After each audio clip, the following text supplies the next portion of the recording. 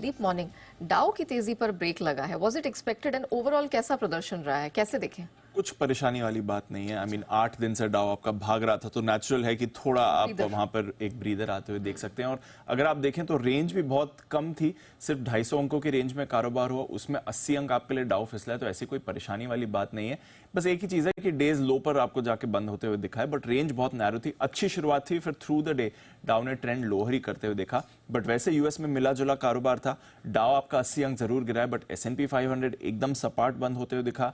Nasdaq में तो आपने कल हल्की बढ़त ही आती हुई देखिए, 1/4% ऊपर था आपका नैस्डैक। रसल 2000 भी हल्का पॉजिटिव बंद हुआ है, तो ऐसे कोई परेशानी वाली बात नहीं थी। इनफैक्ट स्टॉक स्पेसिफिक एक्शन ही कल आपने ज्यादा आते हुए देखा है।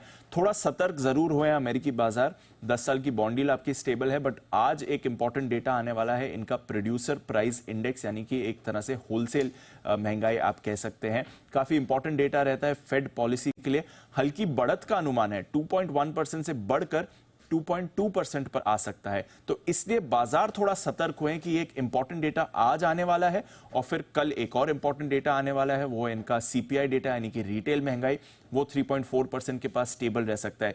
तो क्योंकि इन्फ्लेशन बैक टू बैक 2 दिन आपके बड़े डेटा आने वाले हैं, और इसलिए क्योंकि इस समय फेड की पॉलिसी पर अनसर्टेनिटी है कि रेट कट होगा या नहीं, इस साल होगा, कब शुरू होगा, तो इसलिए बाजार थोड़े सतर्क हो रहे हैं। ऑलरेडी एक अच्छी रैली बन चुकी थी। कल की गिरावट से पहले डाउ 300-350 पॉइंट अपने रिकॉर्ड हाई से दूर था, तो थोड़ा कल कॉशन जरूर आपने अमेरिकी बाजारों में आते हुए देखा है, बट ऐसी कोई परेशानी वाली बात नहीं थी। अब अगले 2 दिन ये इंपॉर्टेंट डेटा पॉइंट्स पर आपको रखनी पड़ेगी नजर।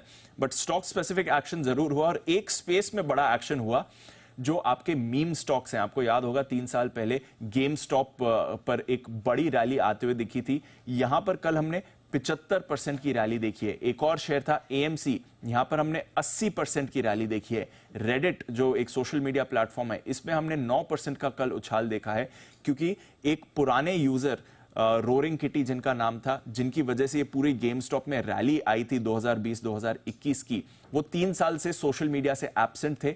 कल वो सोशल मीडिया पर लौटे हैं। उन्होंने एक जिफ पोस्ट किया, कोई एक मीम पोस्ट किया, जिसकी कोई ज्यादा बड़ी वैल्यू नहीं थी, बट इनके रिटर्न को देखकर जो भी इनके पुराने शेयर्स थे, जहां पर बाजार में आप बड़ा एक्शन देखते थे, वहां पर आपने कल बड़ी रैली आती हुई देखी। तो स्मॉल कैप शेयर्स, स्पेशली ये मीम स्टॉक्स में आपने बड़ा एक्शन आते हुए दिखा। इसकी कोई वजह नहीं थी, कोई फंडामेंटल या टेक्निकल कारण नहीं था, बट क्योंकि ये रोरिंग किटी वापस आ गए सोशल मीडिया में 3 साल के ब्रेक के बाद, तो उनके रिटर्न से हमने देखा कि बड़ा एक्शन यहां पर बनते हुए देखा। जो दिखते हैं ये एक स्पेस था, बट ऑफकोर्स इसका बाजार के मूड माहौल पर ज्यादा इंपैक्ट नहीं पड़ा। ओवरऑल थोड़े सतर्क ही थे कल अमेरिकी बाजार। यूरोप में भी ठीक ठाक कारोबार था। कमोडिटीज में, सोने में थोड़ा सुस्त कारोबार आप देख रहे हैं। हमारे प्राइसेस भी गिरे। इंटरनेशनल मार्केट्स में भी करीब 1% की गिरावट आई।